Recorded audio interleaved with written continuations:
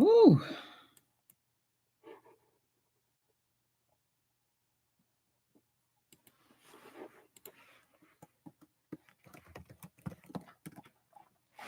Yeah.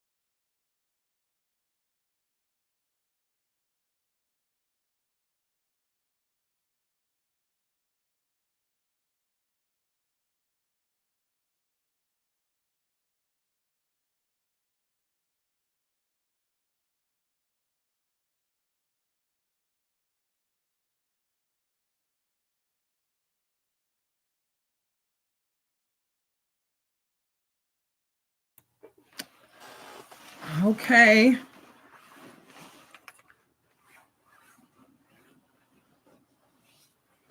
All right. Welcome, everyone. Patty, if you need to leave, that's fine. It'll be uploaded. I always upload it to Canvas. And that's actually the first thing that I want to talk about in the housekeeping. So just to kind of go over some logistics. First, in terms of the videos. So I usually get I usually do get a lot of emails, and sometimes they are questions that I have addressed in the video. So I just want to kind of bring this up again. If you email me and I respond or I ask the question, did you watch the video? That's because the question that you're asking, I'm addressed it in the video. Now, based on the names, because I don't like the students that are currently in here watching, I usually don't get too many questions because you guys are faithful viewers. But if you are watching this video and you don't usually attend live, that's kind of what I mean. So if you have friends in this class, please let them know that a lot of the questions that they ask, I address in the video. And the reason why I do that is because I've taught this course now for about 6 semesters, and the questions have begun to kind of be reoccurring, which lets me know that on my end, I didn't do enough pre-planning. So part of the reason why I do the videos is because that was feedback that I got in the past. It was difficult for students to kind of keep up with information if they didn't attend the video live. So that's why not only do I record them every week in the evening, but I also picked a format that you have this video to refer back to all the way up till the end of the semester. So similar to a book, you probably wouldn't read it the first time and expect to glean everything. So same thing with the videos. If you've watched it one time, that doesn't mean that you shouldn't also go back and rewatch or, check in for certain parts, because it's very hard on me. Keep in mind, I have 2 sections and there's about 38 students in each section. So if I'm responding everyone's individual emails about the same thing, that gets kind of tiresome. And that's part of the reason why I put them in the videos. So I just kind of wanted to say that, because I think a few of you, I know I have responded with that response. Did you watch the video? And I know it may come off as being rude, but honestly, it's just to make sure that everyone is watching the videos. I didn't state that they are mandatory. I didn't attach a grade or participation to it, but that doesn't mean that you shouldn't watch them, because it'll help you with getting through your assignments. It'll help you with what I want on the assignments. It'll help with a lot of things. So next thing for housekeeping, the main thing that's left for me to grade is the Infancy project, which if you have not started on that, now is the time that you want to start, because your Toddlerhod lesson plan is also coming up. So if you have not started on the Infancy project, you need to start on that, because this is that part of the semester where things are going to start happening really, really quickly. Like the midterm is in, I think, 3 weeks, which means everything up to that point needs to be done. Like I said, that date is rapidly coming up on us. So if you have not started on your Infancy project, start on that now. If you maybe focus on that this week, at least knock it out. Then next week, you can think about the Toddlerhod assignment. And in regards to the Toddlerhod assignment, I included a video. Is it long? Yes. But the reason why it's long is because I wanted to make sure that I cover everything. So if you have not begun the Toddlerhod project, I do include videos to assist with that. Now, in the video, I'm modeling a childhood lesson plan, but the same concepts apply. It'll help you understand the logistics of the assignment, and it will definitely help you understand, what exactly I'm asking for, because I go through a very extensive model. I think I included 2 videos. So please, please, please, before you email me asking me what I want for the Toddlerhood project, I'm going to ask you, did you watch the video? Because I pretty much cover everything in the video and the model. Okay, in terms of some other housekeeping, your Why Am I This Way project, that should be done. You should not still be working on that. So if you have not even done that, you definitely want to kind of pick up the pace, because now you're in the position where you're almost 3 weeks behind. And so it's going to start to catch up on you. But as it pertains to the Why Am I This Way project, if your rubric says 25 points, but then your grade says 25 as opposed to 50, again, email me. And a few of you have been doing that. Thank you for letting me know, because I can't see, once I put in the grade, I have to move on. And for whatever reason, I can't go back. So just please continue to let me know if the grade discrepancy for Why Am I This Way, if that grade is off, email me to let me know. Okay. So now we're going to go ahead and get started with the learning materials for this week. We are in week 6. Okay, so let me share the study guides.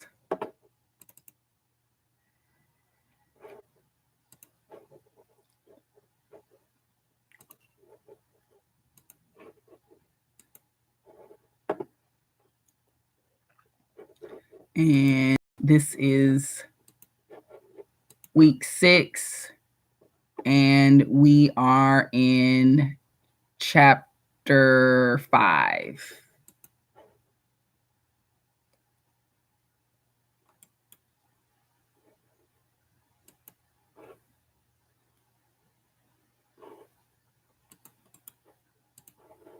Okay.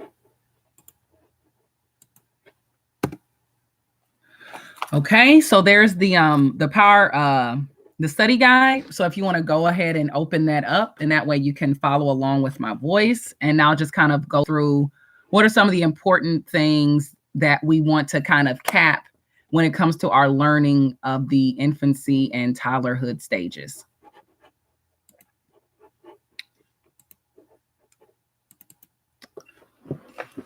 Oops, sorry.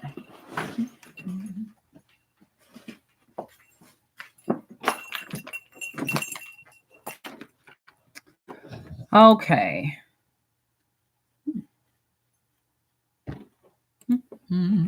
Okay, so for the infancy and toddlerhood on chapter 5, it focuses on personality and socio-cultural development.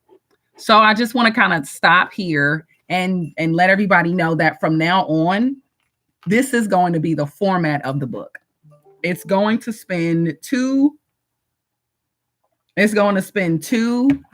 chapters on the same stage. And the first chapter will basically talk about the physical, and then the second chapter will talk about the socioculture and the personality. So that's going to be the format for the remainder of the chapters throughout the book. Now, the reason why I'm telling you this is because you're going to get quizzes eventually down the line where I combine 2 chapters into one quiz. And so as you go through the quizzes, if it's a question that kind of sounds like about the physical body, then you know that's going to be in the first chapter about that stage. If it's a question that's asking about culture and personality and other kind of soft things, then that's going to be in the second chapter associated with that stage. So this will be a very good strategy to utilize as you move forward in the class. So you kind of understand, okay, well, this question will probably be in this chapter, but this question is probably going to be in that chapter. Okay, so chapter 5 opens up with two very important stages. So table 5-2, that opens up with the milestones in early emotional development, and then the broad dimensions of temperament. So with these, you kind of want to, it basically kind of summarizes a lot of the important things that they cover in a lot of the paragraphs in that early part of the chapter. And you definitely want to be comfortable with the characteristics and then the term. So, just kind of be prepared for a type of mixing and matching activity. Understanding what is the difference between a difficult and an easy temperament. And then also not just focusing on the differences, but you also want to focus on some of the similarities too. So like if we look at the table 5-3 with Rothbart's broad dimensions of temperament, what is extroversion and compared to negative affectivity? So different things like that. You want to be able to explain the differences and the similarities on those two chapters or two tables. And they're going to be on the first or second page of the chapter. So you shouldn't have to go too far deep to find them. Then after that, we're talking about development of trust and attachment. So if I'm going to make a connection between this chapter and your infancy project, so if you haven't done it yet, as stated on the description page, I do mention that one of the important things that I would like for you all to include is this concept of trust and attachment. So this part of the chapter is also very important. The reason why is because I noticed it just kind of helps as you get into the classroom and you are maybe kind of concerned or wondering, you kind of try to fill in the gaps.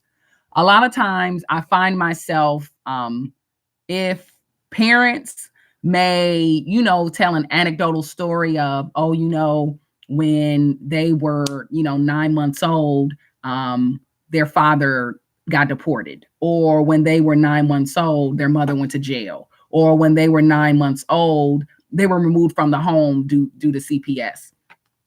As you meet with parents, they're gonna fill in the blanks of the student's life ahead of you. And one of the reasons that this course is important is because when parents give you information, you can use the context of human development to better understand not only the child, but also understand the dynamics of the family in which that child is coming from. So case in point, if you have a student and you notice that they generally have, negative behavior, but then you also notice that when you call home, there is not the response that you're looking for. Find out, and a lot of times you don't even have to ask. Parents will just kind of tell you, and it'll just kind of explain, oh, okay, that's what I'm dealing with. I'm dealing with a child who never formed a strong attachment to the caregiver. So that's why when I ask them, or when they're in trouble, they don't really respond to the caregiver. That lets you know that it's pretty much going to be up to you as the educator to provide some structure for that child. So this is a very important part of the chapter when they talk about the development of trust and attachment. And so I included some very important terms that you want to be familiar with.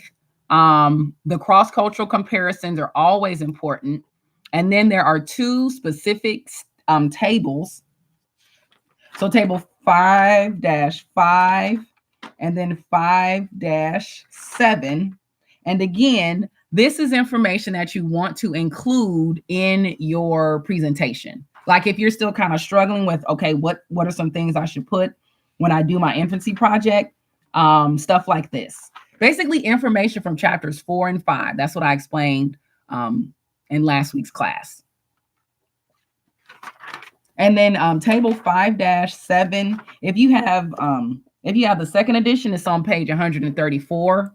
So these are going to be two tables that are probably going to be kind of like in the middle of the chapter. It's not going to be it's not going to be in the front. But very, very, very, very, very important into understanding infancy and the beginning stages of toddlerhood. After that, they go into the family system. And particularly, there is a changing perspective story, fatherhood and the changing American family, what matters. So I want you to be like, as you go through and you kind of read this, I definitely want you to get a good understanding of what, I guess, what are fathers doing today that they may not have been doing in previous generations. So that's kind of like the big thing that I want you to have in the back of your head as you go through and you read this particular changing perspective story, or not story, article or anecdote. Okay. And then after that, table 5-8, choosing a high quality child care. So I felt like this was a very important, a very important piece of learning that I wanted us to focus on.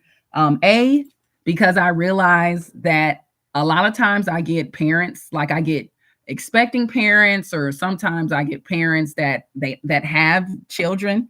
And I wanted to include something that you guys can kind of take home and share immediately with friends, family, or yourself. So that table 5-8, choosing a high quality childcare facility.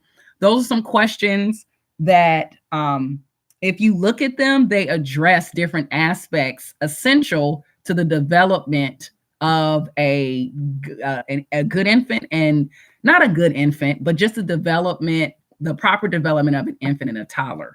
So, case in point, one of the first questions is, do the adult caregivers enjoy spending time with children? I know you're probably thinking, okay, that is a very unnecessary question, but it's not. You will be surprised how many adults do things with children and they don't even like kids. A lot of times they'll do things because of the money and because of the time. And a lot of times it's because of the money. So like daycare centers, you have some people that will do it because it gives you access to government funds. So like if you open a daycare facility, you have access to government funds. And so you can, I don't want to get too deep into it, but like I said, you'd be surprised how many adults are teachers and daycare workers, and they do not like kids. So that's a good first question. If we're kind of scrolling down, one of the other questions focuses on, do the caregivers promote self-discipline, respect for others, and the development of self-esteem? That is important as well. And that's very important to a child's emotional development. So a lot of times when we deal with kids between the ages of, I'm going to say 0 to 10, there is little that deals with how the kids are learning emotionally. There's a lot of emphasis on, okay, I got to teach you guys how to read. I got to teach you guys how to write. I got to teach you guys how to add. I got to teach you. But there's never enough time that says, I have to teach you how to self-discipline yourself, or I have to teach you how to respect the belongings of others.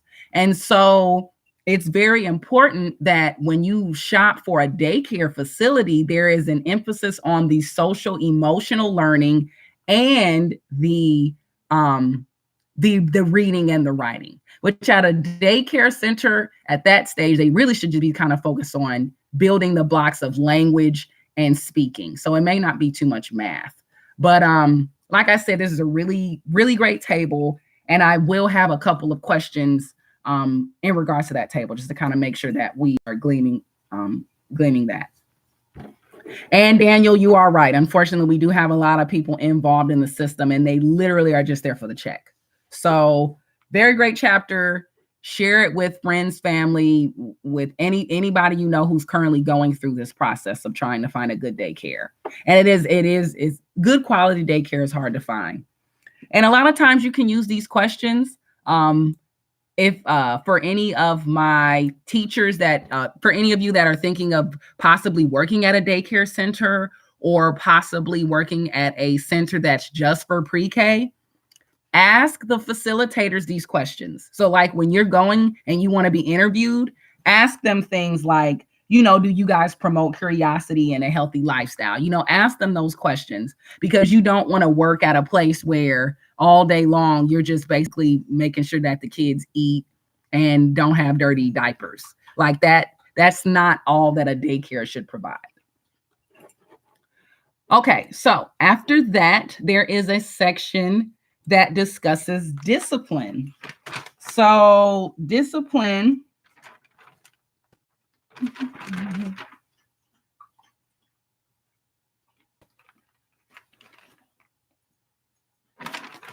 okay, let me see today.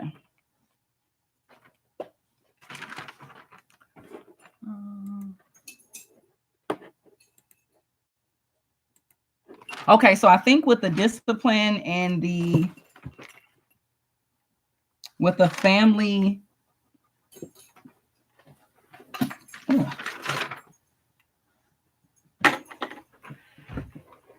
childcare arrangements, I think, okay.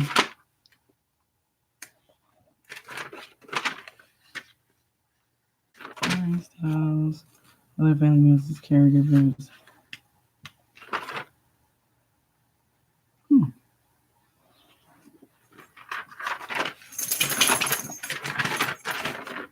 Okay. So I'm gonna just delete this part about discipline because I think I added that by accident. Because I'm looking at that table about childcare quality, and they don't even really, discipline isn't it's not a important thing to discuss.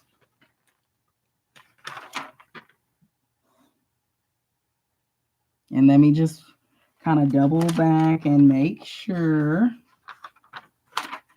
Okay, so discipline, all right. So discipline is there, and it is, okay, I think I just kind of skipped past it. So they talk about discipline towards the end of the section with trust and attachment. So I'm gonna add it at the top.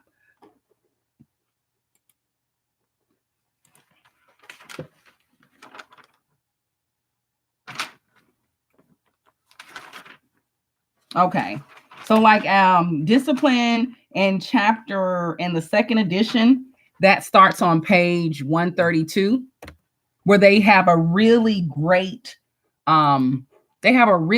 piece on discipline, and it really challenges adults to think about, well, what does discipline mean and what exactly should be the goal of discipline.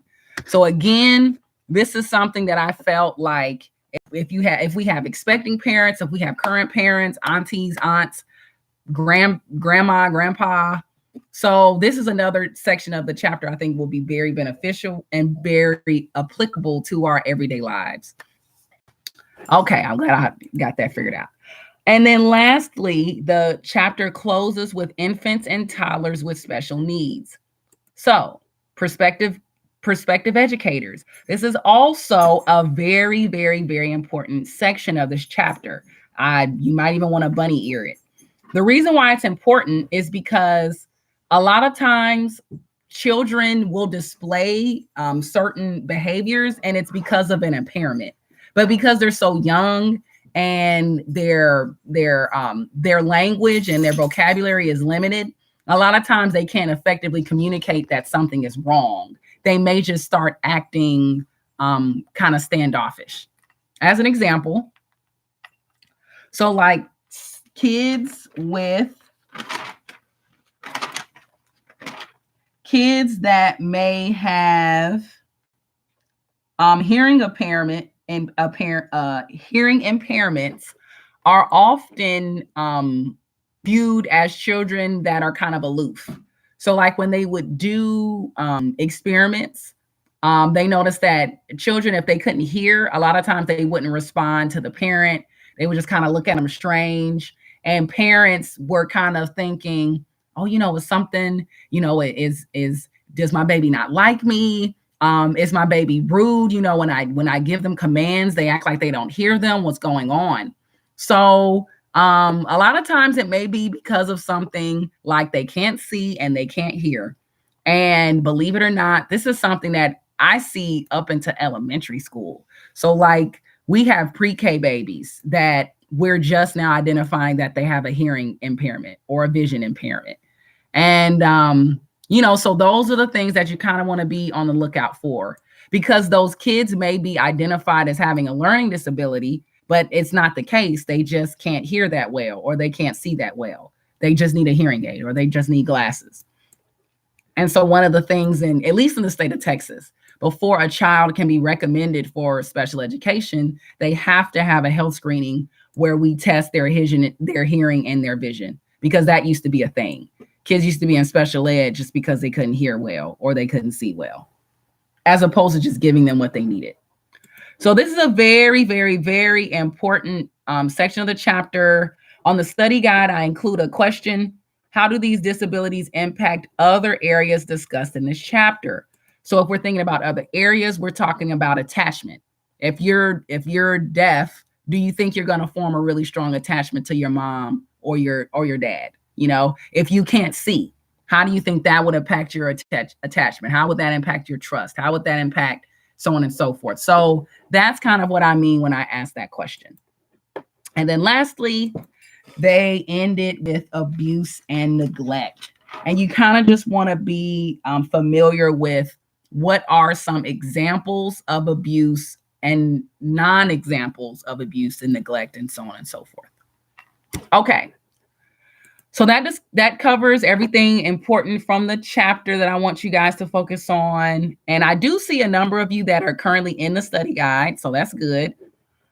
And now I'm going to just kind of touch on the discussion board post for this week.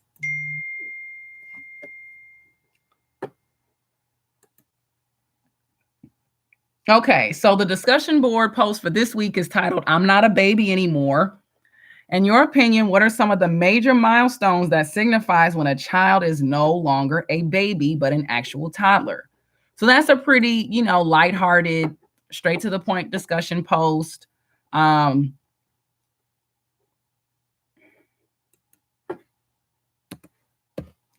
though it doesn't say it, you will have to respond to two people. I'm probably not going to say it as much in the discussion post, because now it's just kind of expected. And you'll have your peer review setting through Canvas. And that's pretty much it.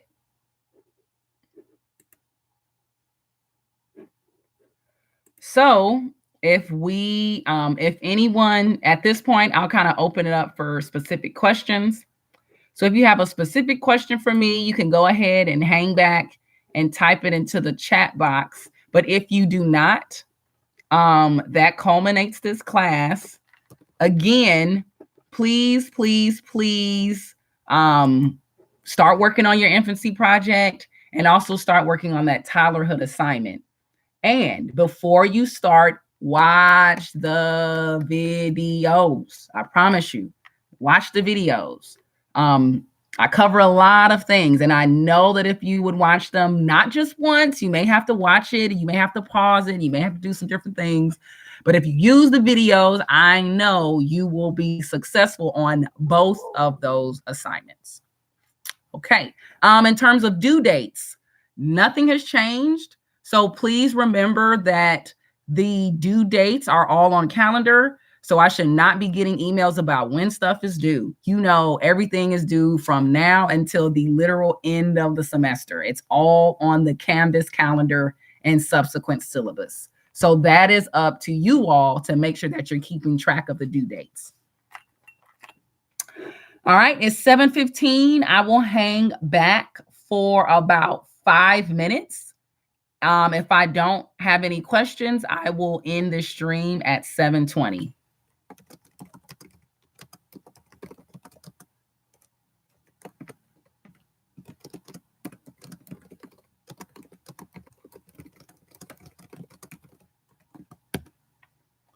Okay, on my discussion, you have applied to put in APA. I'm doing night cipher signing and putting APA. Just wondering if I'm missing something. Okay, so here's the thing about APA generators.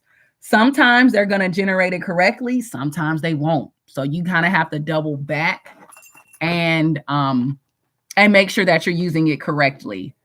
I believe on the first page of the syllabus in my course, I use a better APA site generator. And I also include an APA format help. So just if you go out of here and go into Canvas right now on the home page, I include a link to assist with APA format.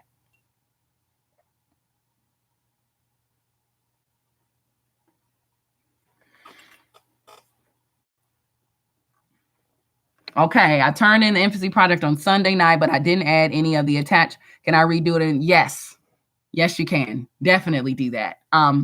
That was one of the main things I asked students to include in the first place. That was on the description page. So that shouldn't have been left out. That was one of the most important things.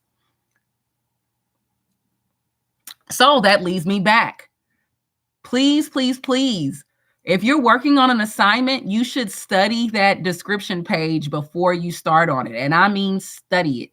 Because if you have things that are missing and I included it on there, I'm definitely not going to have as much leeway in kind of understanding. So make sure that you're carefully reading the assignment descriptions, because I usually include exactly what I want.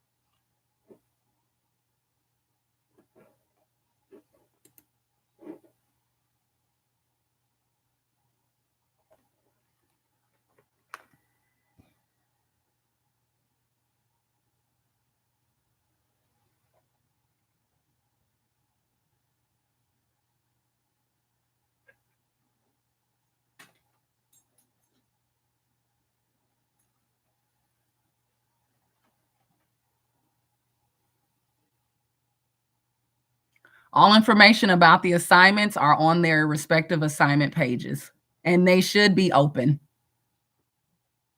On this Infancy deal, I'm guessing Google Slides will work. Yes. Google Slides, as long as you download it, you can either download it as a PDF or download it as a PowerPoint. Both of those file links will be accepted in the like when you upload it to Canvas, those are acceptable file extensions.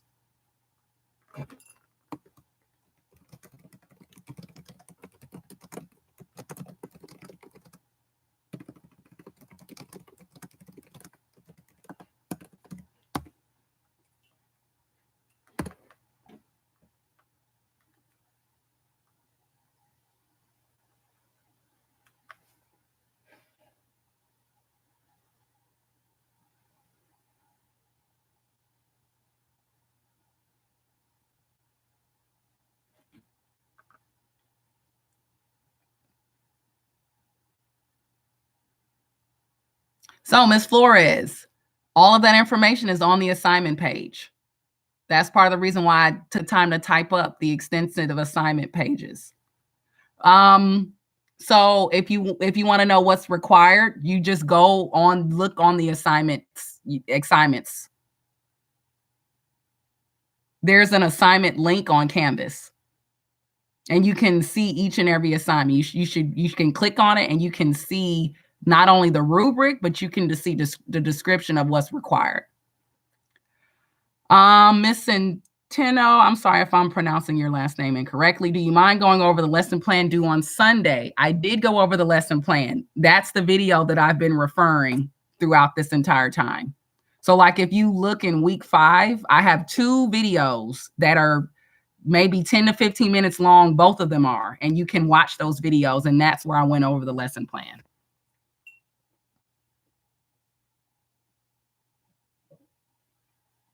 Miss Flores, did you go into Canvas? Can you see what I'm talking about?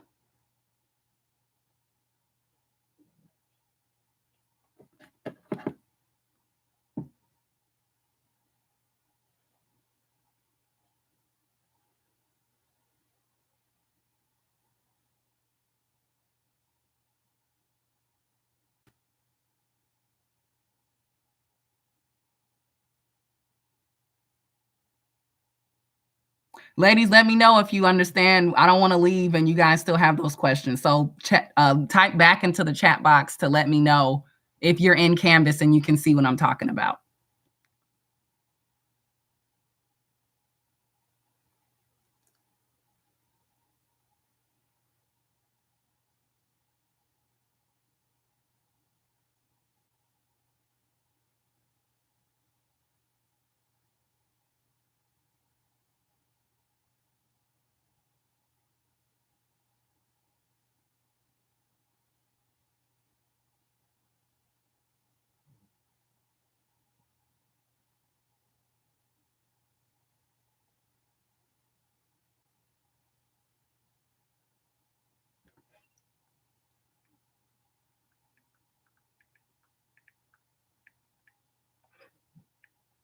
Week 6, sorry.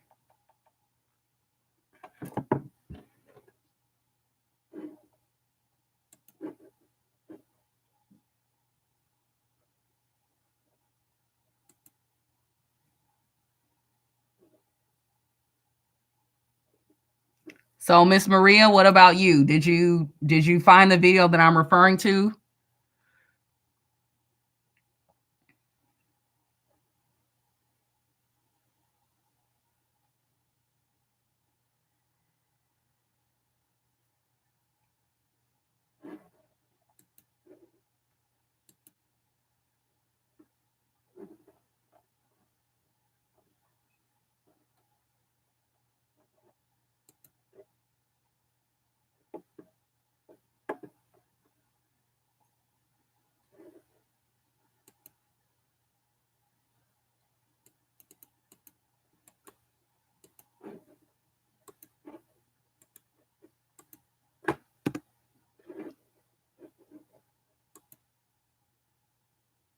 Okay. Thank you, Miss Flores. Still waiting to hear back from Maria.